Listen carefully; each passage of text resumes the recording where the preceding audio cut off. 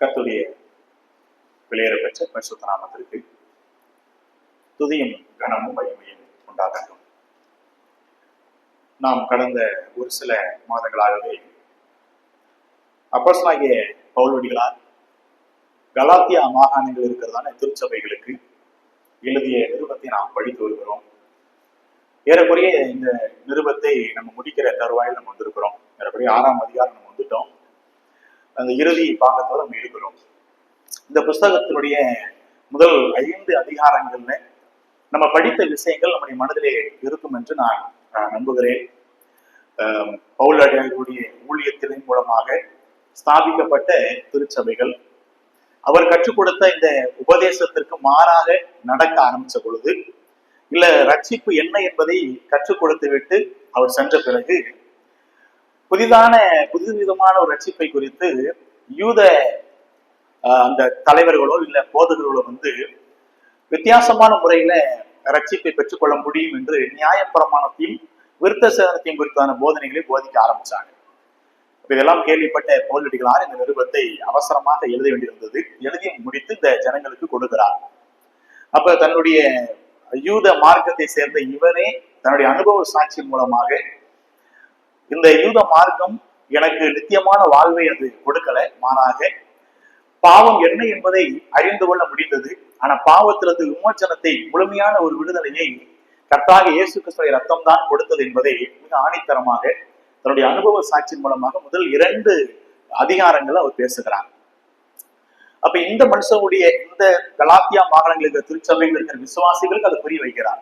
நீங்களும் கூட உங்களுக்கென்று சில மார்க்கங்கள், மதங்கள் இருந்தது, நீங்கள் பின்பற்றிய சடங்காச்சாரங்கள் இருந்தது, நீங்கள் எது நம்மை தெய்வத்துக்கு நேராக கொண்டு போகும் அப்படின்னு நினைச்சு நீங்க சில விஷயங்களை செஞ்சுட்டு வந்தீங்க. ஆனால் உங்களை பாவத்திலிருந்து மன்னிப்பை கொடுத்ததும் உங்களுக்கு நித்தியமான வாழ்வையும் கொடுத்தது நீங்கள் பின்பற்றி வந்த பிரமாணங்களோ இல்ல நீங்கள் கடைபிடித்து வந்த சடங்காச்சாரங்களோ அல்ல, மாறாக கர்த்தராகிய இயேசு கிறிஸ்துவின் ரத்தம் தான் உங்களுடைய பாவத்தை மன்னித்து இன்றைக்கு பூரணமான விடுதலையை கொடுத்தது. ஆகவே இப்பொழுது நீங்கள் கேட்டு வருகிற இந்த தவறான உபதேசத்துக்கு தலை சாய்க்காதீர்கள் என்று சொல்லி அவர் என்ன பண்றாருன்னா முதல் 2 அதிகாரங்களே தன்னுடைய அனுபவத்தை பகிர்ந்து கொள்கிறார். 3ஆம் அதிகாரத்திலே இந்த ஜனங்களுக்கு இன்னும் கொஞ்சம் உற்சாகத்தை கொடுப்பதற்காக நீதிமானாக்கப்பட்டு நீங்கள் உங்களுடைய வாழ்க்கையில இந்த ஆபிரகாமுடைய வாழ்க்கையை நல்ல கவனிங்க. இந்த ஆபிரகாமை வைத்துதான் உங்களை சில குழப்பவாதிகள் குழப்புகிறார்கள். ஆனா இந்த ஆபிரகாமே தான் நீதிமானாக்கப்பட்டது நியாய பிரமாணத்தின் மூலம் அல்ல, விருத்த சேதனத்தின் மூலமாக அல்ல.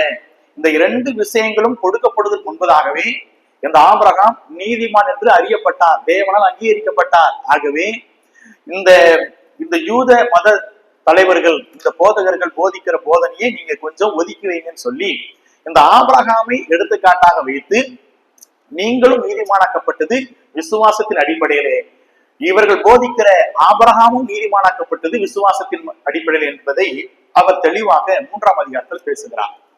4ஆம் அதிகாரத்திலே நீதிமானாக்கப்பட்ட நீங்கள் பரிசுத்தமான ஒரு வாழ்க்கை வாழ வேண்டும், பரிசுத்தமாக்கப்படுதல் மிக அவசியம் என்பதை போதித்து நீங்கள் பரிசுத்தமாக்கப்பட்டு உங்களுடைய தகுதி என்னங்கிறத புரிஞ்சுக்கோங்க, நீங்கள் இன்றைக்கும் அடிமைவாதிகள் அல்ல, சுயாதீனர்கள் என்பதை சொல்லி இப்பொழுது பழைய ஏற்பாட்டிலிருந்து சாராளையும் ஆகாரையும் அவர் எடுத்துக்காட்டுக்கு பேசுகிறார். இந்த சாராள் இந்த ஆபிரகாமுடைய மனைவி, ஆகாரோ இவள் ஒரு அடிமை ஸ்திரீ, இவளுக்கு இருக்கிற சுயாதீனம் இந்த அடிமைக்கு இல்லை. ஆகவே நீங்கள்லாம் யாருன்னு கேட்டீங்க அப்படின்னா நீங்கள் புதிய ஏற்பாட்டின் மூலமாக, தேவனுடைய பிரமாணத்தின் மூலமாக, இயேசு ரத்தத்தினாலே நீங்கள் ரட்சிக்கப்பட்டவங்க. அப்ப உங்களுடைய தகுதி என்னங்களை புரிஞ்சுக்கோ, நீங்கள் அடிமைகள் அல்ல. இன்னும் மறுபடியும் நீங்க நியாயப்பிரமாண அடிமைக்கோ மறுபடியும் பழைய ஏற்பாட்டு கற்றுக் கொடுக்கிற இந்த சடங்காச்சாரங்களுக்கோ நீங்க அடிமைப்படாதீங்க. நீங்க சுதந்திரவாதிகள் என்பதை இந்த ஈசாக்கை அவர் எடுக்கிறார், இஸ்மவேலை எடுக்கிறார், சாராளை எடுக்கிறார், ஆகார், இவர்கள் எல்லாம் கம்பேர் பண்ணி என்ன பண்றாரு அப்படின்னா நீங்கள் பரிசுத்தமாக்கப்பட்டு விட்டு உங்களுடைய தகுதி என்னங்கிறது நீங்க புரிஞ்சுக்கோங்கன்னு சொல்லி உங்களுடைய தகுதியை புரிய வைக்கிறார். 5ஆம் அதிகாரத்திலே இப்படி நீங்கள் நீதிமானாக்கப்பட்டு பரிசுத்தமான வாழ்க்கை வாழக்கூடிய உங்களுடைய வாழ்க்கையிலே நல் நடத்தை மிக முக்கியம். இந்த உங்களுடைய தகுதி இப்படி ஆயிடுச்சு, ஓகே, உங்களுடைய தகுதிக்கு ஏற்றார் போல நீங்க ஒரு வாழ்க்கை வாழும், அவனுடைய நடத்தை மிக அவசியம் என்பதை தான் 5ஆம் அதிகாரத்திலே ஒரு விசுவாசி வாழ வேண்டிய நல் நடத்தை. இந்த நல் நடத்தை என்பது உங்களுடைய சுய முயற்சினாலே செய்ய முடியாது.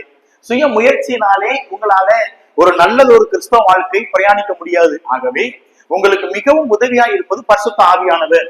உங்களுக்கு மறுபடியும் இந்த பிரமாணம் அல்ல, மறுபடியும் இந்த பழைய ஏற்பாட்டு விஷயங்கள் அல்ல, உங்களை இன்னைக்கு வழி நடத்த வேண்டியது எதுன்னு கேட்டீங்கன்னா, உங்களை சரியா நடத்த வேண்டிய பொறுப்பு யாருக்கிட்ட இருக்குன்னு கேட்டா பரிசுத்த ஆவியானுடைய கரத்துல இருக்கிறதாகவே அந்த ஆவியானவரை சார்ந்து நீங்க வாழ்ந்தீங்க அப்படின்னா நீங்களும் நல்ல ஒரு நடத்தை வாழ்வீங்க என்பதுதான் 5ஆம் அதிகாரத்தில் பேசுகிறார்.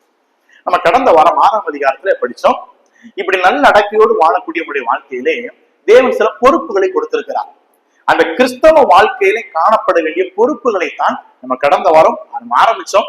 நம்மளால அது அதிகாரத்தை முடிக்க முடியல. கர்த்தர் சித்தம் இன்றைக்கு நம்ம அதை எவ்வளவு தூரம் படிப்போம் என்று பார்ப்போம். இந்த 6ஆம் அதிகாரத்திலே 4 விதமான பொறுப்புகளை பற்றி பேசுகிறார்.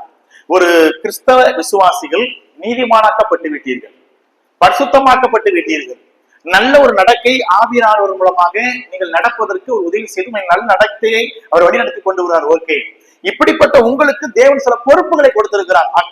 ஆகவே கிறிஸ்தவ வாழ்க்கையிலே நமக்கு காணப்பட வேண்டிய பொறுப்புகள் என்ன? முதலாவது, இந்த தேவ பிள்ளைகளா இருக்கிற நம்முடைய வாழ்க்கையிலே பாவம் செய்கிற விசுவாசிகளுக்கு நேரான பொறுப்பு. அவர்களை நாம் எப்படி டீல் பண்ணணும், என்ன செய்யணும் என்ற முதலாவது பொறுப்பை பத்தி 6ஆம் அதிகாரம் 1ஆம் வசனத்திலே பேசுகிறார். 2ஆம் வசனத்திலிருந்து 5ஆம் வசனம் வரைக்கும் மிகுந்த கவலையோடு பாரத்தோடு பாரம் சுமந்து துவையக்கூடிய விசுவாசிகளுக்கு நேரான பொறுப்பு. ஒரு திருச்சபையிலே பலதரப்பட்ட ஜனங்கள் இருக்கத்தான் செய்வார்கள். பாவம் செய்யக்கூடிய விசுவாசிகள் இருப்பாங்க, ரொம்ப மனக்கவலையோடு கஷ்டத்தோடு பாரத்தோடு இந்த மாதிரி சூழ்நிலையில் இருக்கிற விசுவாசிகளும் இருப்பார்கள். அப்ப அவர்களுக்கு நேரான பொறுப்பு உங்களுக்கு என்ன? 3வது, தேவ ஊழியர்களுடைய வாழ்க்கையில உங்களுடைய பொறுப்பு என்ன? நீங்கள் எப்படிப்பட்ட பொறுப்பு நீங்க செய்யணும் அவங்களுக்கு? கடைசியாக சக மனிதர்களுக்கும் நீங்க எப்படிப்பட்ட ஒரு வாழ்க்கை வாழ்ந்து காட்டணும். இப்படி 4 விதத்திலே பொறுப்புள்ள ஒரு வாழ்க்கை வாழுங்கன்னு சொல்லிதான் இந்த அதிகாரத்தை முடிச்சிருப்பாங்க. நம்ம கடந்த வாரம் இந்த 1ஆம் வசனத்தை நம்ம படித்தோம். மறுபடியும் இப்பொழுது அந்த வசனத்தை நம்ம படித்து இன்றைக்குரிய அந்த சிந்தை நம்ம துவங்குவோம். கலாத்தியர் 6ஆம் அதிகாரம் 1ஆம் வசனத்திலே நீங்கள் பார்க்கும் பொழுது, சகோதரரே, ஒருவன் யாதொரு குற்றத்தில் அகப்பட்டால் ஆவிக்குரியவர்களாகிய நீங்கள் சாந்தமுள்ள ஆவியோடு அப்படிப்பட்டவனை சீர் பொருந்த பண்ணுங்கள், நீயும் சோதிக்கப்படாதபடிக்கு உன்னை குறித்து எச்சரிக்கையா இரு என்று சொல்லுகிறார். பாருங்க, இந்த முதல் படிச்சோம் பாத்தீங்களா, ஒரு கிறிஸ்தவ வாழ்க்கையில் நமக்கு வேண்டிய பொறுப்பு. இந்த பொறுப்பை குறித்து படிக்கும் பொழுது, ஒரு சபை அப்படிங்கும் பொழுதே தேவன் இந்த சபைக்கு சில பொறுப்புகளை கொடுத்திருக்கிறார். சபையில மிக முக்கியமா இருக்க வேண்டிய விஷயம் எதுன்னு கேட்டீங்க அப்படின்னா, நமக்கு எல்லாமே இருக்குது. அதுல மிக அவசியமானது இங்க பைபிள் சொல்லுது, வேதம் சொல்லுகிறது, பரிசுத்தம் மிக மிக அவசியம். திருச்சபையினுடைய வளர்ச்சி, ஒரு திருச்சபையிலே தேவன் அதிகமாய் அக்கறை கொள்ளுகிற ஒரு விஷயம் எதுன்னு கேட்டீங்கன்னா, இந்த பரிசுத்தத்தை ரொம்ப எதிர்பார்க்கிறார்.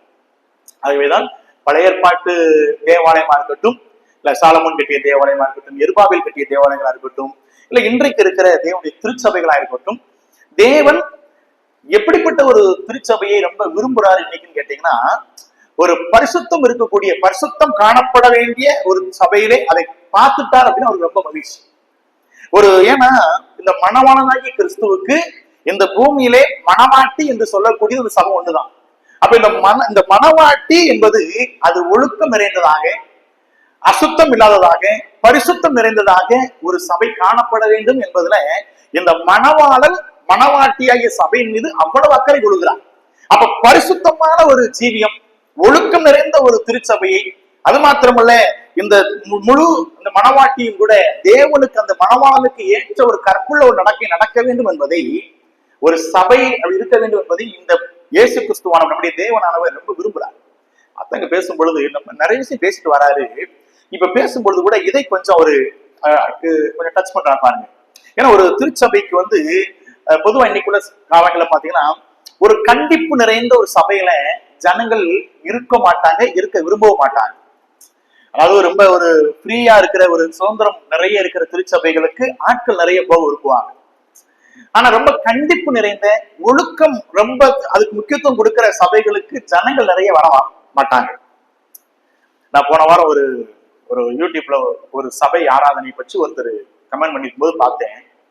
அந்த போதகர் அரக்கால் டவுசர் தான் போட்டிருக்கிறாரு. அதுவும் அங்கங்க கிழிஞ்சு, நீங்க யூடியூப்ல பாத்தீங்கன்னா தெரியும், அங்கங்க கிழிஞ்சிருக்கும். அதாவது அது பேசணும். அவர் புள்ளிங்கோ பாஸ்டர் அவர் பேரு.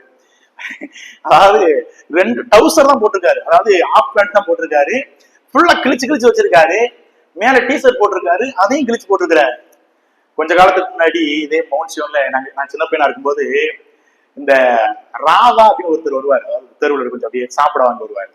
சில இன்றைக்கும் பாத்தீங்கன்னா நிறைய பேருக்கு தெருக்கள் வருகிற மக்கள், அதாவது கொஞ்சம் மனநிலை பாதிக்கப்பட்டவங்களும் கொஞ்சம் வித்தியாசமானவங்க எப்படி வருவாங்கன்னு கேட்டா இந்த மாதிரி கிழிஞ்ச ட்ரெஸ் போட்டு வருவாங்க. ஆனா இன்னைக்கு அது என்னவா மாறி போச்சு அப்படின்னா ட்ரெண்ட். அந்த ட்ரெண்ட் எங்க வந்துருச்சுன்னு கேட்டீங்கன்னா சபைகளுக்குள்ள வந்துருச்சு. இல்ல அவருடைய போதனையை சொல்றேன், அது அவரு அப்படி இருக்கிறாரு. அவர் என்ன போதிக்கிறாருன்னு கேட்டீங்கன்னா, நம்ம ஒரு கிருபையின் உபதேசத்துல இருக்கிறோம். தேவன் நம்முடைய கடந்த கால பாவம், நிகழ்கால பாவம், எதிர்கால பாவத்தை மன்னித்து விட்டார்.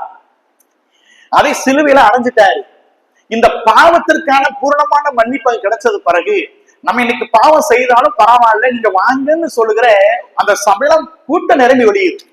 அவரை பொறுத்தளவுல அவருக்கு பாவம் பெருசு இல்லை, அது முக்கியம் இல்லை. ஏன்னா பாவத்தை இன்னைக்கு கர்த்தர் பாவமா பாக்குறதுலங்கிற ஒரு நூதனமான ஒரு வித்தியாசமான போதனையை போதிக்க ஆரம்பிச்சிட்டாரு. இப்ப அந்த திருச்சபையில தான் நான் போன வாரம் கூட சொன்னேன், ஒரு 2-3 வாரத்துக்கு முன்னாடி சொன்னேன்னு நினைக்கிறேன். பலிபீடத்திலே எதை கொண்டு வச்சாரு அப்படின்னா அந்த ஆள் தான் ஒயின் பாட்டில் கொண்டு வைக்கிறாரு. இன்னைக்கு சபைகள் எப்படி போயிருச்சுன்னு கேட்டீங்க அப்படின்னா, ஒழுக்கமாக கண்டிப்போடு இதுதான் சரி அப்படிங்கிற போதிக்கிற அந்த போதகர்களா இருக்கட்டும், சபையா இருக்கட்டும், ஜனங்கள் நிறைய விரும்புறது இல்லை. ஆனா அதே இது ஜஸ்ட் அந்த அட்ஜஸ்ட்மெண்டோடு வாழக்கூடிய அந்த திருச்சபைகள், அந்த ஊழியர்கள், அந்த சபையினுடைய பொறுப்பாளர்களுக்கு ரொம்ப டிமாண்ட் அதிகம். ஏன்னா பரவாயில்ல போய் நல்லா இருக்கிறாரு அப்படின்னாங்க. ஆனா பைபிள் சொல்றது இல்லப்பா, கண்டிப்புள்ள நிலைமையிலே சில நேரங்களில் நம்ம சபைகளை நடத்துவது மிக நல்லது. அதான் சொல்றாரு. இங்க சொல்றது என்ன கேட்டீங்கன்னா, நீங்கள் சீர் பொருந்த பண்ணுங்க, அவ்வளவுதான் செய்யணும். அதாவது நம்ம செய்ய வேண்டிய விஷயங்களை செய்யணுங்கிறார். ஆனா இன்றைக்கு இருக்கிற பல திருச்சபைகளை நம்ம பார்க்கும் பொழுது, நம்ம எல்லாம் பார்க்கும் பொழுது அது ரொம்ப கண்ணீர் வெடிக்க வேண்டிய சூழ்நிலை தான் சபைகள் தள்ளப்பட்டாச்சு. நிறைய ஜனங்கள் எப்படினாலும் வாழ்ந்து விட்டு சபைக்கு வரலாம் என்கிற ஒரு எண்ணத்தை இன்றைக்கு இருக்க கிருபையின் உபதேசத்து ஊழியக்காரர்கள் நிறைய பெருகிட்டாங்க. இங்க வேதம் சொல்லுது, இந்த சபை நீங்க பார்த்துட்டீங்க அப்படின்னா அவர்களை சீர் பொருந்திர பண்ணுகிற வரைக்கும் உற்றாதீங்க அப்படிங்கிறார். இந்த லேரி கிங் அப்படின்னு ஒரு பிரபலமான பேட்டியாளர் ஒருத்தர் இருக்கிறார் அமெரிக்கா தேசத்துல. சிஎன்ஐ டிவி அப்படின்னு கிறிஸ்டியன் நெட்வொர்க் ஒரு டிவி இருக்குது. சிஎன்ஐ டிவில இந்த லேரி கிங் அப்படிங்கிறவங்க அந்த நாட்கள்ல அமெரிக்க தேசத்திலே புகழ்பெற்ற ஒரு திருச்சபையினுடைய போதகர். அவரை பேட்டி எடுக்கிறார். அவங்க அந்த அம்மா எடுக்கிறாங்க. எடுக்கும் பொழுது இந்த லேரி கிங் கேட்கிறாங்க, ஐயா உங்க சபை இன்னைக்கு நிறைய நிரம்பி ஒழியுது, கூட்டம் நிறைய இருக்கிறாங்க, நீங்களும் ஒரு புகழ்பெற்ற ஒரு போதகரா இருக்கிறீங்க, உங்க திருச்சபையில தவறு இல்ல பாவம் செய்த விசுவாசிகளை நீங்க கண்டிச்சிருக்கீங்களா இது வரைக்கும் அப்படின்னு ஒரு கேள்வி கேட்கிறாங்க. அப்ப அந்த போதகர், அந்த பிரபலமான அந்த அந்த போதகர் அவர் சொல்லுகிற வார்த்தை என்னன்னு கேட்டீங்கன்னா, இது ஏன் வேலை கிடையாது, இது யாருடைய வேலைன்னு கேட்டா பரிசுத்த ஆவியானவருடைய வேலை. அது உண்மைதான், பரிசுத்தோடைய வேலை தான். ஆனா பரிசுத்த ஆவியானவர் யார் மூலமாக அந்த வேலையை செய்வார்னு கேட்டா அது நம்முடைய வேலை தானே, இந்த தேவன் நம்ம கொடுத்த பொறுப்புகள் தானே. அவர் சொல்கிற ஒரே வார்த்தை, அந்த மனுஷன் எப்படி இருந்துட்டு போகிற பிரச்சனை இல்லை, எங்களுடைய சபைக்கு அவங்க எந்த நிலையில வந்தாலும் பரவாயில்ல, வரட்டும், வரதை பத்தி ஒண்ணு இல்லை. ஆனாலும் நான் என்ன செய்ய மாட்டேன் அப்படின்னா, அது தவறு என்றாலும் நான் கண்டிக்க மாட்டேன், நான் சொல்ல மாட்டேன். ஏன் அப்படின்னா அது ஏன் வேலை இல்லை, நான் சொன்னேன் அப்படின்னா என் சபைக்கு அந்த விசுவாசி வராது. ஆகவே அது ஆவியானவர் பார்த்துக் கொள்வார், நான் அதை என்ன செய்ய மாட்டேன் அப்படின்னா கேட்க மாட்டேன் அப்படிங்கிறார். பாருங்க, இன்றைக்கு இதுதான் பல திருச்சபையுடைய நிலைமை. ஆனால் பவுலை நல்ல கவனிச்சு பாத்தீங்கன்னா, பவுலுடைய வாழ்க்கையில் நீங்க பார்த்தீங்க அப்படின்னா இந்த 6ஆம் அதிகாரத்திலே சீர் பொருந்த பண்ணுங்கள் அப்படிங்கிற வார்த்தையை, ரெஸ்டோரேஷன்ங்கிற ஆங்கில வார்த்தையை தான் அங்க கிரேக்க பதத்துல அவரு யூஸ் பண்றாரு. சீர் பொருந்த பண்ணுவது என்று சொல்லும் பொழுது, ஒரு காயம், ஒரு உடல்ல ஒரு காயம் வந்துருச்சு அப்படின்னா அந்த காயத்தை ஆற்றுவதற்கு, அதை சரி பண்ணுவதற்கு இந்த ஹைட்ரஜன் பெராக்சைடு சொல்லுவாங்கல்ல, அதான் ஃபர்ஸ்ட் அதை ஊற்றி அதை சுத்தம் பண்ணுவாங்க. அதாவது அந்த மாசுக்களை, அந்த புண்ணுல இருக்கிற மாசுக்களை அதெல்லாம் அகற்றுவதற்கு அந்த நர்ஸோ இல்ல டாக்டரோ முதல்ல யூஸ் பண்ற இதுதான் இந்த பெராக்சைடு தான் யூஸ் பண்ணுவாங்க. இது ஊற்றப்படும் பொழுது அதுல இருக்கிற அசுத்தத்தை நீக்கக்கூடிய ஒரு வேலை அதை செய்யும். கொஞ்சம் வலி இருக்கும், ஆனாலும் கூட அது என்னன்னு கேட்டீங்கன்னா அது நன்மைக்கு எதுவானதுதான். அது ரொம்ப ரொம்ப முக்கியம். இன்றைக்கு இந்த வார்த்தையைத்தான் பவுலடிகளாம் தான் யூஸ் பண்ற அந்த இடத்துல. நம்ம அதை சரி செய்யும் பொழுது கொஞ்சம் வலிதான், ஆனாலும் அந்த ஆத்மா சீர் புரிஞ்சிருதுல, விட்ட அந்த எதுல விழுந்து போனமோ அதுல இருந்து சீர் பொருந்தக்கூடிய ஒரு பெரிய வேலையை அது செய்கிறது அல்லவா. அதுதான் யாக்கோபு நிருபத்தை நீங்க படிக்கும் பொழுது நீங்க கொஞ்சம் எடுத்து பாத்தீங்க அப்படின்னா, யாக்கோபு 5ஆம் அதிகாரத்துக்கு வாங்கினேன். இந்த யாக்கோபு நிருபத்தை எழுதுற இந்த யாக்கோபு ஆக்கியோனும் கூட அதைத்தான் பேசுறாரு பாருங்க. 5ஆம் அதிகாரம் 20ஆம் வசனத்தை நம்ம கொஞ்சம் படிக்கும் பொழுது, 5ஆம் அதிகாரம் 20ஆம் வசனத்தை பாருங்க. தப்பி போன மார்க்கத்தில் நின்று பாவியை திருப்புகிறவன். ஒரு ஆத்துமா இருக்குது, அதுல கண் முன்னாடி இருக்குது. அந்த ஒரு ஆத்துமா என்ன பண்ணிருச்சுன்னு கேட்டீங்கன்னா, தப்பி போய் இருக்குது. அவர் மார்க்கத்திலிருந்து அது வழி விலகி போயிருக்குது. நான் பார்க்கிறேன், தப்பி போன மார்க்கத்தில் நின்று ஒரு தேவன் அவர்களுக்கு கொடுத்த ஒரு நல்ல வழியில் இருந்து அந்த ஆத்துமா வழி விலகி போகிறது. ஓகே, அந்த பாவியை திருப்புகிறவன் ஒரு ஆத்துமாவை எங்க இருந்தே திருப்புறாங்கன்னு கேட்டா, ஒரு வரக்கூடிய ஒரு அதால மரணத்திலிருந்து அந்த பாவியை திருப்பக்கூடிய ஒரு உன்னதமான வேலை தான் இந்த கண்டித்து உணர்த்துகிற ஒரு வேலை. இது ஆவியானவர் செய்கிறார். ஆவியானவர் சில நேரங்களில் அவரே டைரக்டா வேதத்தின் மூலமாக கர்த்தருடைய பிள்ளைகள் மூலமாக பேசுகிறார். இரண்டாவது, தேவன் நம்மிடத்துல எதிர்பார்க்கிறார். அவரும் செய்கிறார், அவர் செய்ய மாட்டான்னு கிடையாது. அவர் சில நேரங்கள் நம்ம தவறு செய்யும் பொழுதெல்லாம் அந்த தவறை அவர் சுட்டிக்காட்டி கொண்டுதான் இருக்கார். சில நேரங்கள்ல பல சூழ்நிலையின் மூலமாக, பல தேவ வசனங்கள் மூலமாக, பிரசங்கங்கள் மூலமாக நாம் செய்வது தவறு என்பதை அவர் உணர்த்தி கொண்டுதான் இருக்கிறார். இன்னொரு பக்கம் இந்த சபைக்கும் இந்த பவுலடிகளார் ஆவியானவர் அர்த்தம் கற்றுக் கொடுக்கிறார். நீங்களும் அதை செய்யுங்கப்பா, அது ஏன்னா அது என்னுடைய திருச்சபை, என்னுடைய சபையில இருக்கிற மனவாட்டியாகி நீங்கள் எல்லாரும் இந்த ஒழுக்கமுள்ள ஒரு வாழ்க்கை வாழ வேண்டும் என்பதை நான் எப்படி விரும்புறேன் அப்படிங்கிறார். அதை நம்ம சீர் பொருந்த பண்ணுவது மிக நல்லது. யாக்கோபும் அர்த்தம் சொல்லுகிறார். ஒரு பாவி அந்த மார்க்கத்திலிருந்து வழியிலிருந்து விலகுவது இங்க பார்த்துட்டீங்க. பார்த்த பிறகு அதை கண்டுகொள்ளாமல் கண்டுகொள்ள வேண்டும். அதை சொல்லணும், அது கண்டிப்பது, அதை ஒழுக்கத்துக்கு கொண்டு வருவது மிக மிக நல்லது என்பதைத்தான் இங்கே பவுல் அங்கு சொல்லுகிறார். அவர் சொன்னது மாத்திரமல்ல, அந்த கலாத்தியர் 2ஆம் அதிகாரம் படிச்சோம் பாத்தீங்களா, 2ஆம் அதிகாரத்திலே இவரே தன்னுடைய வாழ்க்கையில செஞ்சார். அதான் நம்ம ஏற்கனவே படிச்சிட்டோம். இருந்தாலும் அது 2ஆம் அதிகாரத்துக்கு நீங்க வந்தீங்க அப்படின்னா 11ஆம் வசனத்தை நீங்க பாத்தீங்க அப்படின்னா, இந்த பவுல் மற்றவர்களுக்கு போதித்தது மாத்திரமல்ல, தன்னுடைய வாழ்க்கையில அதை செய்யவும் செஞ்சார். கலாத்தியர் 2ஆம் அதிகாரம் 11ஆம் வசனத்தை நீங்க பாத்தீங்க அப்படின்னா, மேலும் பேதுரு அந்தியோகியாவுக்கு வந்த போது அவன் மேல் குற்றம் சுமந்ததினால் நான் முகமுகமாய் அவனோட என்ன செஞ்சாராம், எதிர்த்தேன் அப்படிங்கிறார். எதிர்த்தேன் அப்படிங்கும் பொழுது இது அந்த மனுஷனை வீழ்த்துவது அல்ல, மாறாக அவரை விழச் செய்வதோ அந்த வார்த்தை அந்த எண்ணத்தில் அவர் சொல்லல. மாறாக பேதுரு அந்த காலகட்டத்துல பவுலை விட எத்தனையோ மடங்கு உயர்ந்த ஒரு ஸ்தானத்துல இருக்கிற ஒரு மனுஷன். பேதுரு ஜஸ்ட் ஒரு மிஷினரி ஊழியம், அங்கங்க போவாரு, பிரசங்கம் பண்ணுவாரு, சபையில ஏற்படுத்த போய்கிட்டே இருப்பாரு. ஆனா பேதுருடைய கரங்கள்ல திறவுகளை கர்த்தர் கொடுக்கிறாரு. ஒரு நம்பர் 1 அப்போஸ்தலன், நம்பர் 1 ஊழியக்காரனா அன்றைய காலகட்டத்தில் பவுல் வாழ்ந்த காலகட்டத்துல ஒரு உயர்ந்த ஸ்தானத்துல இருக்கிற ஒரு மனுஷன் யாருன்னு கேட்டீங்கன்னா இந்த பேதுரு. இந்த பவுல் பிரசங்கித்து எத்தனை பேர் ஒரே நேரத்தில் அச்சிக்கப்பட்டாங்கன்னு தெரியாது. ஆனா இந்த பேதுரு பிரசங்கித்து ஏறக்குறைய ஒரு நேரத்துல 5000, அடுத்து ஒரு 3000, அதாவது இவர் பிரசங்கிச்சாங்கன்னா 1000 கொத்து கொத்தா அப்படி ரசிக்கப்படுவாங்க. அவ்வளவு எப்படி சொல்ல, கர்த்தர் அவனுக்கு அவ்வளவு கிருபையை கொடுத்து அவ்வளவு உயரத்துல ஊழியத்துல வச்சிருந்த ஒரு மனுஷன் தான் அவர். எல்லாராலும் மதிக்கப்பட்ட ஒரு மனுஷன் தான், எல்லாராலும் கனப்படுத்தப்பட்ட ஒரு மனுஷன் தான். பாருங்க, இவருக்கு அவ்வளவு தகுதிகள் இருந்தும், அவ்வளவு உயர்வான இடத்துல இருந்தும் கூட ஒரு சின்ன மிஸ்டேக். இவர் பேதுரு வேற ஒரு பயங்கரமான பாவம் பண்ணார் அப்படின்னு கிடையாது, மாய்மாலம், அவ்வளவுதான். ஜஸ்ட் என்ன செஞ்சாருன்னா, இங்க அவங்க யூதர்கள் வருவதற்கு முன்னாடி புறஜாதிகளோடு, அதாவது கீழ் ஜாதிகளோடு சாப்பிட்டாரு. இப்ப அவங்க யூதர்கள் வந்த உடனே இப்ப அவங்கள உட்காந்து ஆட மாட்டேங்காரு, அவ்வளவுதான். ஒரு ஜஸ்ட் ஒரு சின்ன ஒரு இதுதான். ஆனாலும் கூட பவுல் அதை கண்ட பொழுது, நீங்கள் பவுலுடைய எல்லா நிருபங்களையும் நல்லா படிக்கலாம். இப்ப நம்ம ஏற்கனவே கொரிந்தியர்ல படிச்சோம். கொரிந்தியர்லே இந்த சபையார் செய்த ஒவ்வொரு தவறுகளும், சில நேரங்கள்ல ஒரு தனிப்பட்ட மனுஷன் செய்த பாவத்தையும் அவர் கண்டிச்சு பேசியிருப்பார். இப்ப நம்ம கலாத்தியர் படிச்சுட்டு இருக்கிறோம், அடுத்த முறை நம்ம எபேசியர் படிக்க போறோம். இப்படி ஒவ்வொரு நிருபங்கள் நம்ம படிக்கும் பொழுது எல்லா நிருபங்களையுமே பவுல் ஒருவேளை அந்த திருச்சபைக்கு கடிதங்களை எழுதும் பொழுது ஒருவேளை ஏதோ ஒரு குறைகள் காணப்பட்டால் அதை அவர் கண்டிப்பார் என்பதற்கு அர்த்தம் என்னன்னு கேட்டீங்கன்னா, அவர்களை அதாவது விட்டு ஒழிந்து போகும் அப்படி அந்த எண்ணத்துல அவர் செய்யறது இல்லை, மாறாக சீர்பொருந்து அவங்களுடைய தவறு என்னன்னு சொன்னா ஒருவேளை என்ன செய்யலாம், அவங்க அதுல வெளியில வரலாம்ல. அந்த தப்பி போன மார்க்கத்துல இருந்து திரும்பிட்டாங்க அப்படின்னா வரக்கூடிய பேர் அழிவிலிருந்து அவங்களை காப்பாற்றலாம் அல்லவா. இதுதான் அவருடைய மனசா இருந்துச்சு. இதுதான் அவர் சொல்றாரு, நீங்கள் சீர் பொருந்த பண்ணுங்கன்னு சொல்ற, நீங்க அதை பொருந்து பண்ணுங்க, அது ரொம்ப முக்கியம். இவர் பேதுரு ஒரு பிக் மேன், பெரிய ஒரு மனுஷன். ஆனா பவுலோ இப்பதான் வளர்ந்து வருகிற ஒரு ஊழியக்காரர். ஆனாலும் கூட இவர் இந்த பேதுருடைய தவறை கண்டிக்கிறார் என்பதை அவர் மற்றவர்களுக்கு போதித்தது மாத்திரமல்ல, தன்னுடைய வாழ்க்கையில் அதை செய்யவும் செஞ்சார். அதைத்தான் அவனுடைய சீசனா இருந்த தீமோத்தேயுக்கு எழுதும்போது சொன்னார். 1 தீமோத்தேயு 5ஆம் அதிகாரம் 20ஆம் வசனத்திலேயே நீங்க பாத்தீங்க அப்படின்னா, இந்த பவுல் அடிகளார் இந்த தீமோத்தேயுக்கு எழுதும் பொழுது அவர் சில அட்வைஸ் கொடுக்கும்போது ஒரு அட்வைஸ் சேர்த்து கொடுக்கிறார் பாருங்க.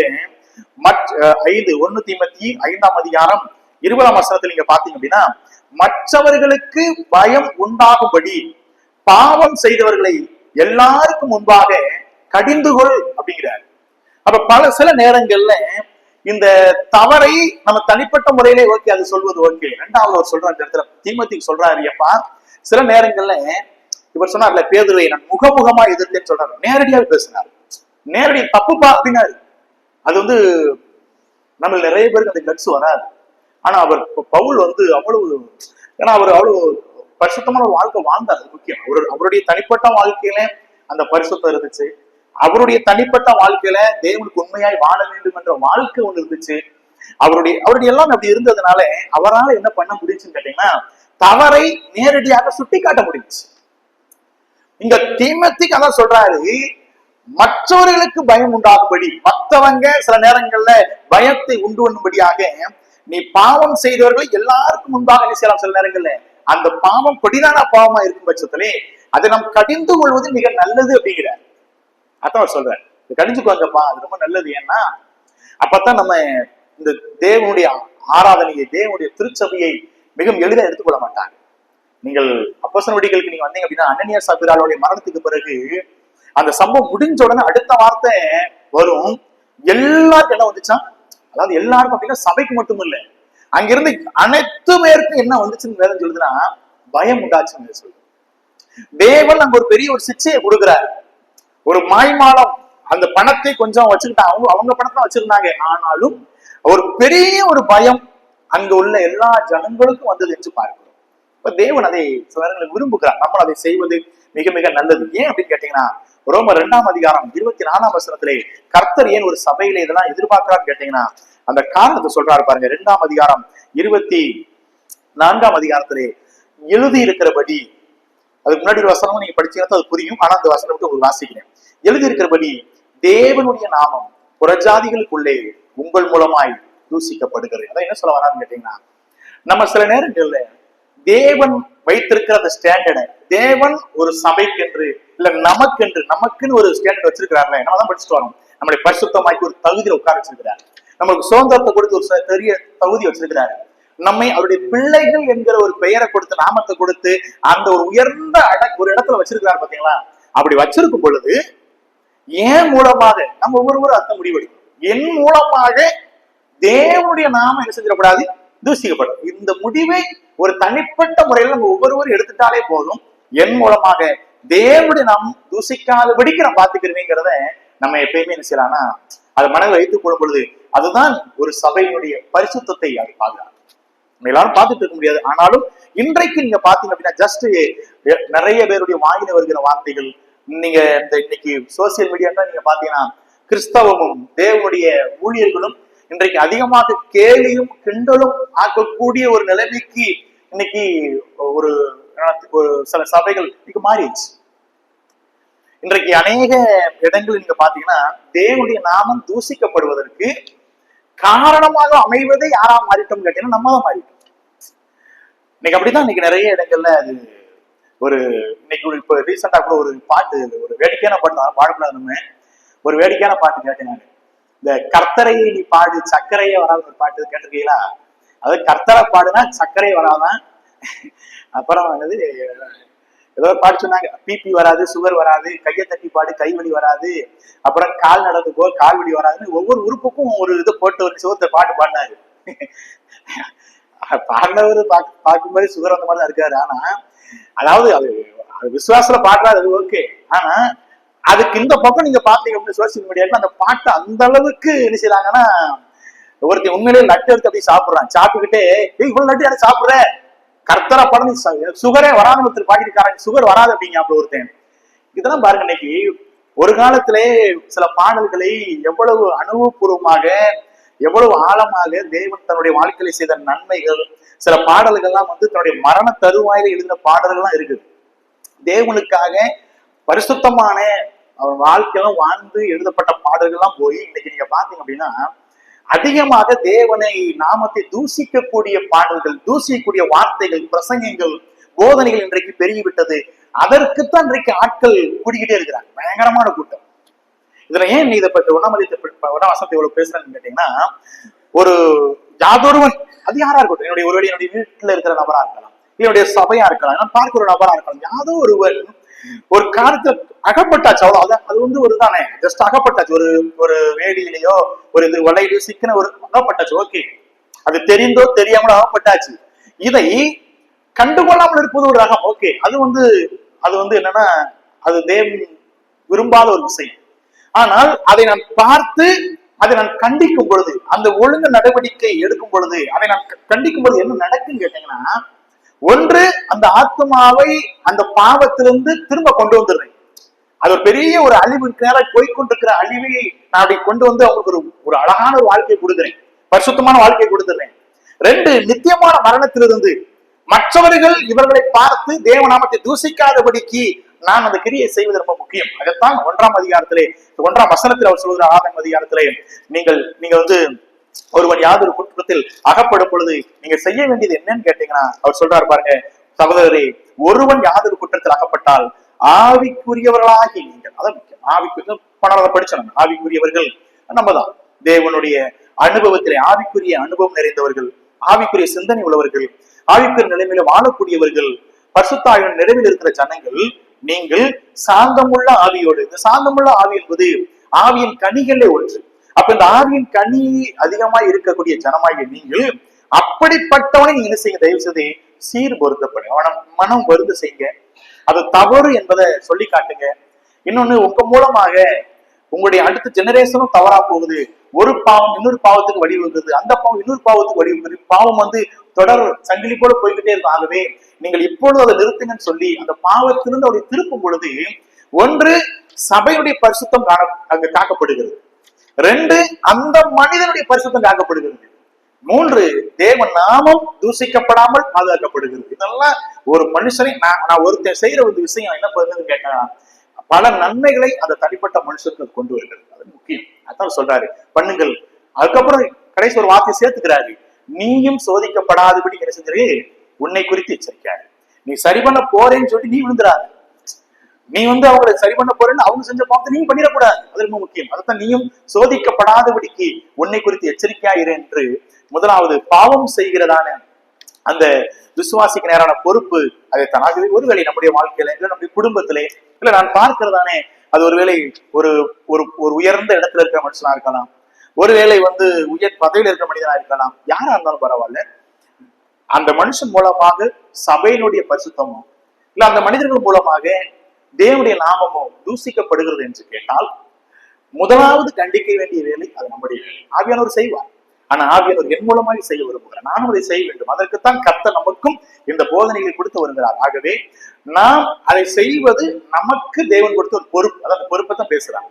உங்களுக்கு அந்த பொறுப்பை கொடுத்துருக்கிறாருப்பா, இதை யாரு செய்வா அப்படி இல்லை, நீங்க செய்யுங்க, நம்ம செய்யணும்.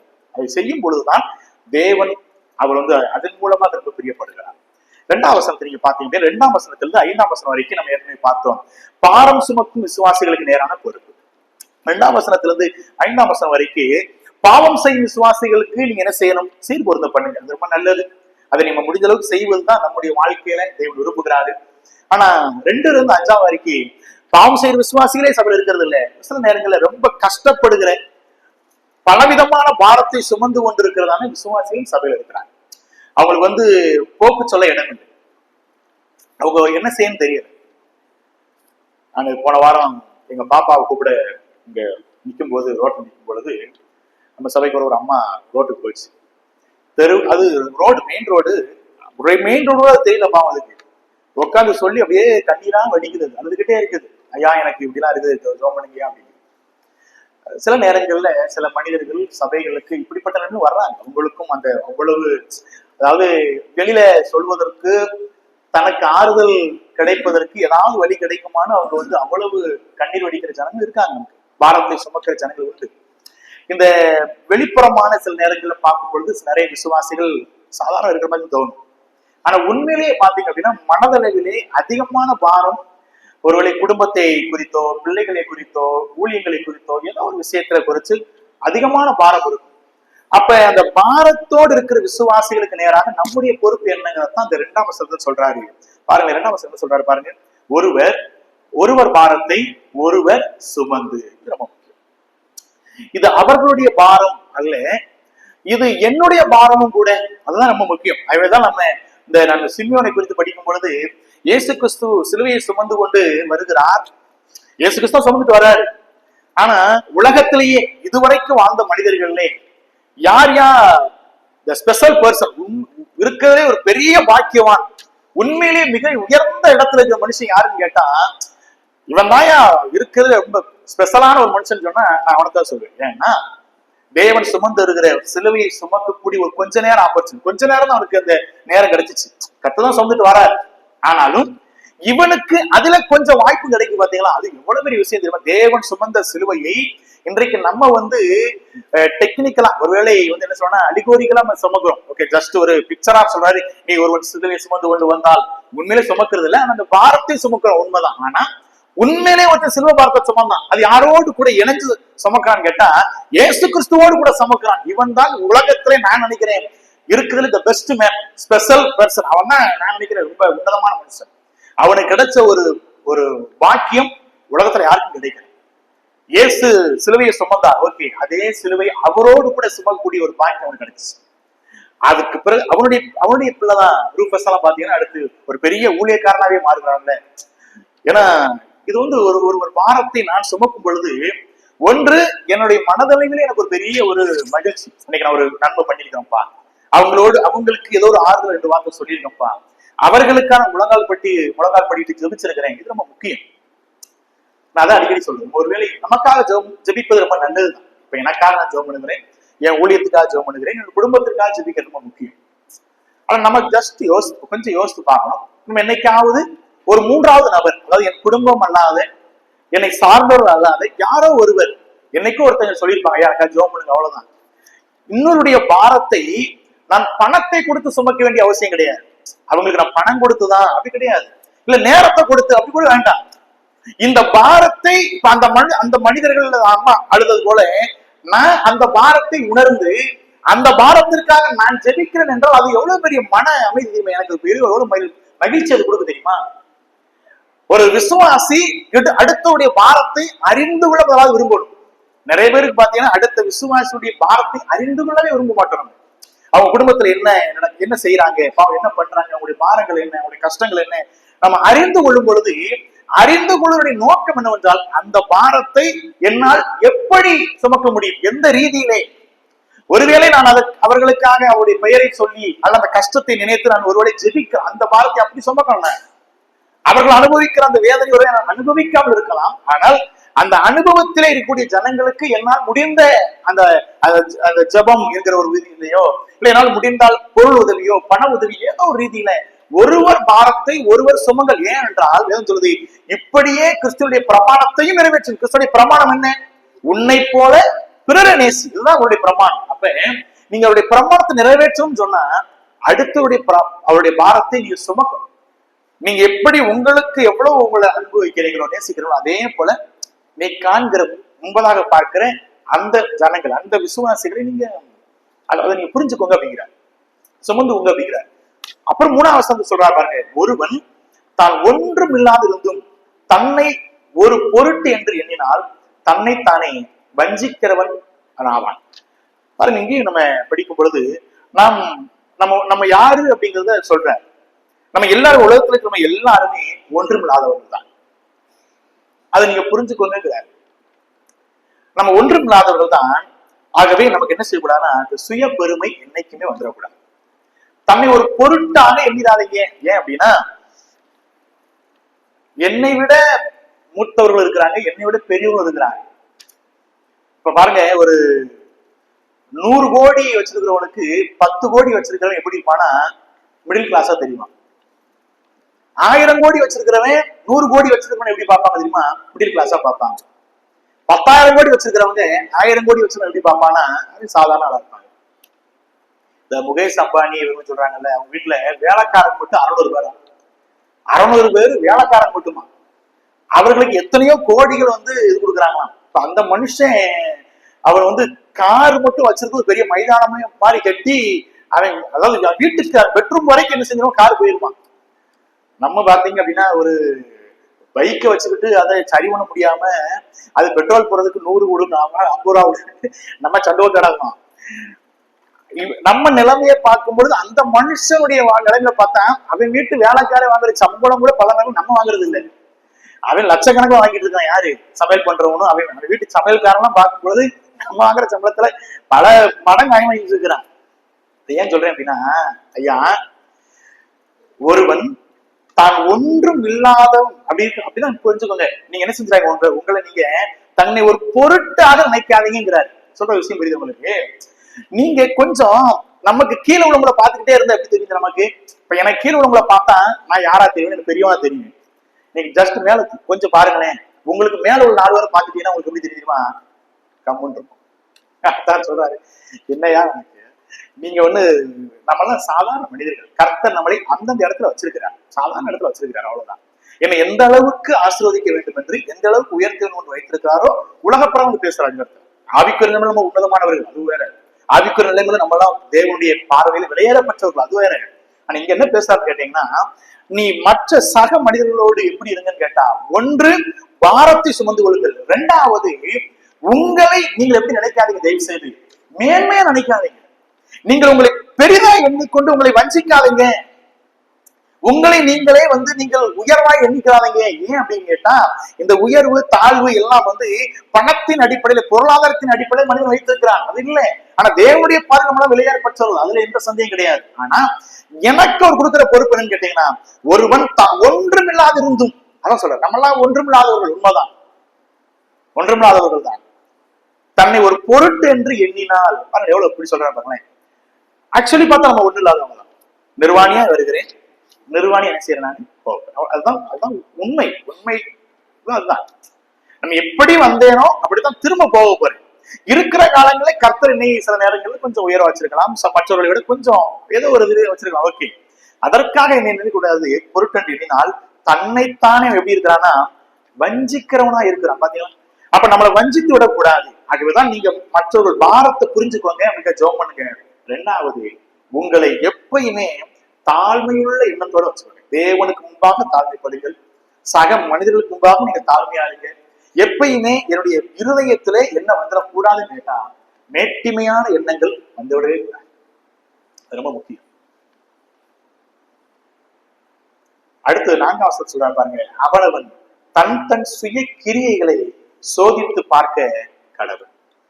அப்பொழுது மற்றவனை பார்க்கும் போதல்ல, தன்னையே பார்க்கும் போது மேன்மை பாராட்ட அவனுக்கு என்ன உண்டாகுமா, இடம் உண்டாகும். பாத்தீங்களா? என்னை மற்றவர்களோடு அல்ல, உங்களை நீங்கள் சோதிக்க அப்படிங்கிறார். அதைத்தான் நீங்கள் கொரிந்தியரில் படிக்கும் பொழுதும், தேவனுடைய ஆலயத்துக்கு வரும் பொழுது, கர்த்தருடைய பந்தியில பானம் பண்ணும் பொழுது கூட தன்னைத்தானே சோதிங்கள் என்று சொல்கிறார். எப்பயுமே தேவன் சுய பரிசோதனையை விரும்புகிறார். நம்ம என்றைக்குமே நம்மை சோதிக்க வேண்டும். நான் எப்படிப்பா, நம்ம மற்றவர்களை விட்டுருங்க, அதெல்லாம் ஓகே, அதை அவங்க பாத்துக்குருவாங்க. என்னை குறித்து கர்த்தர் சொல்ற விஷயம் கேட்டா, நீங்க விசுவாசிகளுக்கு நேரான பொறுப்பிலே, ஒன்று அவருடைய பாரத்தை சுமங்கள், 2வது அவர்களை விட உங்களை நீங்கள் தாழ்மையா நினைச்சுக்கோங்க. ஓகே, அவர் ஒருவேளை பொருளாதாரத்தில் நீங்க உயர்ந்தவளா இருந்தாலும் பரவாயில்ல, ஒருவேளை படிப்புல உயர்ந்தவளா இருந்தாலும் பரவாயில்ல, எப்படி இருந்தாலும் பரவாயில்ல, உங்களுடைய மனதளவில் நீங்க எப்படி இருந்துக்கோங்க அப்படின்னா தாழ்மையாக இருக்கு. அதுதான் ரொம்ப நல்லது. 3வது 4வது சொல்றாரு பாருங்க, தன் சுய கிரியைகளை நம்ம சோதித்து பார்க்கணும். என் பார்வைக்கு நான் எப்படி வாழுகிறேன், அது ரொம்ப முக்கியம். மற்றவர்களுக்காக அல்ல, என் பார்வைக்கு நான் எப்படி வாழுகிறேன், அதுதான் ரொம்ப முக்கியம். மற்றவர்கள் பார்ப்பதற்கான ஒரு வாழ்க்கை அல்ல, என் பார்வைக்கு தேவ சமூகத்துல நான் எப்படி வாழ்ந்துட்டு இருக்கேன், அது போதும். எனக்கு அதுதான் தேவன் நம்மிடத்துல விரும்புகிறார். தேவனுடைய பார்வையில நானும் தேவனும் தனிமையா இருக்கிறோம். ஓகே, இந்த சமயத்துல என்னை குறித்து தேவனுடைய சாட்சி என்ன, நான் எப்படி வாழுகிறேன், எனக்கு நல்லா தெரியும். நான் யாருங்கிறது தேவன் நல்லா தெரியும்ல. நான் யார் என்பதும், என்னுடைய குணம் என்ன, என்னுடைய ஊழியம் என்ன, என்னுடைய வயலை என்ன, என்னுடைய பொறுப்புகள் என்ன, நான் எப்படி செய்துட்டு இருக்கிறேன், இது எல்லாம் தன்னைத்தானே சோதித்து பார்க்கும் பொழுதுதான் அதை குறிச்ச மேன்மை உண்டாகுமா இல்ல தாழ்மை உண்டாகுமா எனக்கு தெரியும். நான் என்ன எப்பயுமே இந்த வசனம், இந்த கண்ணாடி என்கிற வசனத்துக்கு முன்னாடி வச்சு நம்மளை பார்க்கணும். இதன்படி என்னுடைய வாழ்க்கை எப்படி அமையுது, நான் எப்படி வாழ்ந்து கொண்டிருக்கிறேன், அது முக்கியம். என்னை குறித்ததானே அந்த கண்ணோட்டம் எப்படி இருக்கிறது, என்னை நான் சோதித்து பார்க்க முடியும். அதனாலதான் ஒவ்வொரு நாளும் இரவு நேரங்களில் நம்ம ஜெபிப்பதற்கு, நம்ம தூங்குவதற்கு முன்பதாக ஒரு சுய பரிசோதனை செய்வது நல்லது. அட்லீஸ்ட் வாரத்துல ஒரு முறையாவது இந்த வாரம் முழுவதும் நான் செய்த கிரியைகள்ல எத்தனை கிரியைகள் தேவனுக்கு பிரியமா இருந்துச்சு, எத்தனை கிரியைகள் தேவனுக்கு மகிழ்ச்சியை கொடுத்தது, இந்த ரெண்டையும் எழுதி பாருங்களேன். அது நமக்கு தெரிஞ்சு எவ்வளவு தேவனுக்கு பிரியமில்லாத விஷயங்கள் இல்ல விருப்பமான விஷயங்கள் செய்திருக்கிறோம் என்று அதுவே நம்மளுக்கு காட்டி கொடுக்கும். அதான் அவர் சொல்றார். நீங்க மற்றவர்களை பார்க்கும் பொழுது உங்களுக்கு ஒருவேளை மேன்மையாக என்னப்படுத்தும். இப்ப நான் மத்தவங்களை பாக்குறேன், மத்தவங்களோட இவன் ரொம்ப ஊழியம் பண்றாண்டா, இவன் நிறைய இடங்களுக்கு போறாண்டா, இவன் இப்படி இருக்கிறாண்டா, ஒருவேளை எனக்கு மேன்மையா இருக்கானா என்னையே நான் பார்க்கும் பொழுதுதான் தெரியும். ஊழியம் பார்க்கறது இருக்கட்டும் ஒரு பக்கம், என் பர்சனல் லைஃப் எப்படி இருக்குது, என் ஜப வாழ்க்கை எப்படி இருக்குது, இவன் ஜபத்தை பத்தி பிரசங்கிக்கிறான், சொந்த வாழ்க்கையில ஜபம் இருக்குதா, அதத்தான் சொல்றேன். நான் மற்றவர்களோடு கம்பேர் பண்ணும் பொழுது, மற்றவர்களுக்கு நான் சொல்லும் பொழுது ஒருவேளை என்னை குறித்து நிறைய விஷயங்கள் இருக்கா பெருமையாக, ஆனால் என்னை நான் சோதிக்கும் பொழுதுதான் எனக்கு தெரியும் நான் எப்படிப்பட்ட ஒரு வாழ்க்கை வாழ்கிறேன். அதைத்தான் அவர் சொல்றேன். நீங்கள் சக விசுவாசிகளுக்கு நேராக உங்களுடைய பொறுப்புகளை பற்றி பேசும்பொழுது அவர் சொல்றாரு, நீங்கள் அவர்களை அல்ல உங்களை சோதித்தறியுங்கள், அப்பொழுது நீங்கள் மேன்மை பாராட்ட முடியுமா இல்ல மேன்மை இல்லாம இருக்குமா, அது உங்களுக்கு தானே தெரியும். நம்ம நாமே சோதிக்கும் பொழுதுதான் அதனுடைய விசேஷம் என்னங்கிறத நம்மளால புரிஞ்சுக்கிற முடியும். அதான் சொல்லுங்க, சோதித்து பாருங்கன்னு சொல்கிறார். கடைசி 5வது வசனத்தை பார்த்து பிடிப்போம். 5வது வசனம் சொல்கிறாரு, அவனவன் தன் தன் பாரத்தை சுமக்க வேண்டும். முதலாவது பார்த்தோம் பிறருடைய பாரத்தை நீங்க சுமங்கன்னு சொல்லிட்டாரு. இப்ப என்ன சொல்றாருன்னா தன் தன் பாரத்தை சுமங்க. நமக்கும் கொடுக்கப்பட்ட வேலைகளை நம்ம செய்யணும். ஏன்னா எல்லாரும் ஒரு நாள் நியாய தீர்ப்பு நாளிலே கணக்கு ஒப்புவிக்க வேண்டிய அந்த இடத்துல நிக்க போறோம்.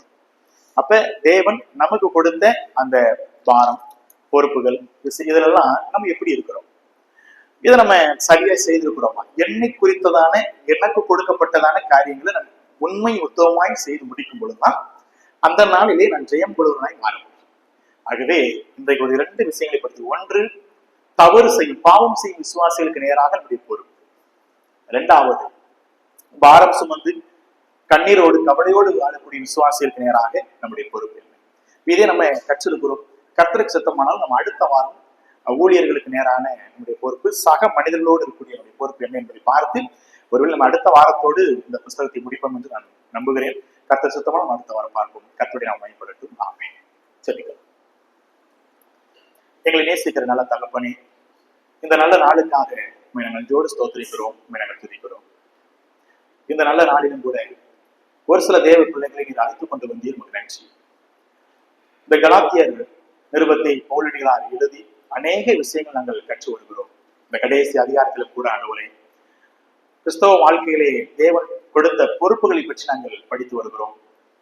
எங்களுடைய பொறுப்புகள் என்ன என்பதை நாங்கள் புரிந்து கொண்டு உலக பிரகாரமான பொறுப்புகளை விட இந்த ஆவிக்குரிய பொறுப்புகள் மிக மேன்மையானது, அதை நிறைவேற்ற வேண்டும் என்ற ஒரு புரிதலை எங்களுக்கு கொடுத்து நன்றி அப்பா. ஆமாண்டவரே, எங்களுடைய குடும்பத்திலேயோ எங்களுடைய திருச்சபையிலையோ இல்லை நாங்கள் காண்கிற ஜனங்கள் மத்தியிலேயோ ஆண்டவரே பாவங்கள் காணப்படும் பொழுது அந்த பாவம் தேவனுடைய நாமத்தை தூசிப்புக்கு நடக்கும் பொழுது ஆண்டவரே நாங்கள் அதை எப்படி கையாளுகிறோம், அதை கண்டிக்கிறோமா, ஒழுக்கத்தின்படி நடக்கிறோமா, தேவனுடைய பரிசுத்தமான இந்த சபையை நாங்கள் பரிசுத்தம் பாதுகாக்கப்பட பாடுபடுகிறோமா என்பதையெல்லாம் நாங்கள் குறித்து நாங்கள் படித்தோம் அப்பா. எங்களுடைய வாழ்க்கையில் கூட ஆண்டவரே நாங்கள் மனிதர்கள் இல்லை, தேவனுக்கு முன்பதாக ஒரு பரிசுத்தமான ஒரு வாழ்க்கை வாழ தேவரே எனக்கு உதவி செய்ய. ஒருவேளை யாராவது தேவனுடைய சபைக்கு ஆண்டவரே ஒழுக்கத்திற்கும் ஆண்டவரை பரிசுத்திற்கும் கேடு விளைவிப்பார்கள் என்றால் அவர்கள் சீர் பொருந்த பண்ண வேண்டும் என்கிறத ஒரு பெரிய பொறுப்பை எனக்கு கொடுத்திருக்கிறீர். வரக்கூடிய காலங்களை எங்களை கண்டித்து உணர்த்தி ஒழுக்கத்துக்கு நேராய் ஆண்டவரை கொண்டு வந்து ஆண்டவரே அந்த ஆத்மாவை மரணத்திலிருந்து பாதுகாத்து தேவ சமூகத்திலே ஆண்டவரை நீடித்த நாட்களாய் சந்தோஷமாய் தேவனுடைய பிள்ளைகளாய் வாழுவதற்கான தகுதியுடையவர்களை மாற்ற தேவரே எனக்கு உதவி செய்யுங்க. அதே போல பாரம் சுமந்து தவிக்கும் விசுவாசிகளுக்கு நேரான பொறுப்பிலே கூட ஆண்டவரே நாங்கள் அடுத்தவருடைய பாரத்தை நாங்கள் சுமந்து கொண்டு அந்த கஷ்டத்தை நாங்கள் உணர்ந்து கொண்டு அவர்களுக்காய் ஜெபிக்கிறவர்களாக, அவர்களுக்காய் ஆண்டவரை கொடுத்து உதவுவர்களாக எங்களால் என்ன செய்ய முடியுமோ அதை செய்ய கற்று உதவி செய்யுங்க. அது மாத்திரமல்ல எங்களை நாங்களே மேன்மையாக என்னாது பிடிக்க கூட ஆண்டவர் நாங்கள் இருக்க தேவரீர் எங்களுக்கு உதவி செய்யும்படியாய் வந்து செய்கிறோமப்பா. அது மாத்திரமல்ல ஆண்டவரே, இன்றைக்கு கற்றுக்கொண்ட சகல காரியங்களையும் என் தேவனுடைய நாமம் மையப்படுத்த நம்புகிறோம். கர்த்தர் நீர்தாம் ஆண்டவரே, உங்களுடைய வருகையை தாமதிக்கும் பொழுது நாங்கள் மறுபடியும் வந்து மீதி இருக்கிற வசனங்களையும் காரியங்களையும் கற்றுக்கொண்டு இங்கிருந்து கடந்து செல்ல கற்றுதவி செய்யுங்க. வந்த ஒவ்வொருவரையும் பிரார்த்தத்தை ஆசீர்வதிங்க. தேவன் தாமே இந்த பிள்ளைகளோடு போயிருந்து நடத்தும்படியாக வந்து செய்கிறோம். சகலத்தில் திருக்கத்தை ஒப்புக் கொடுக்கிறோம். கர்த்தரும் மீட்பர் ரட்சகருமா இருக்கிற இயேசு கிறிஸ்துவின் ஜெபிக்கிறோம் அன்பின் பரலோக பிதாவே, ஆமென். நாத்துமாவே கர்த்தரை ஸ்தோத்திரி, உங்களுடைய மேய்ப்பர் நாமத்தை ஸ்தோத்திரி. நாத்துமாவே கர்த்தரை ஸ்தோத்திரி, அவர் செய்த சகல மகான்களை மறவாதே.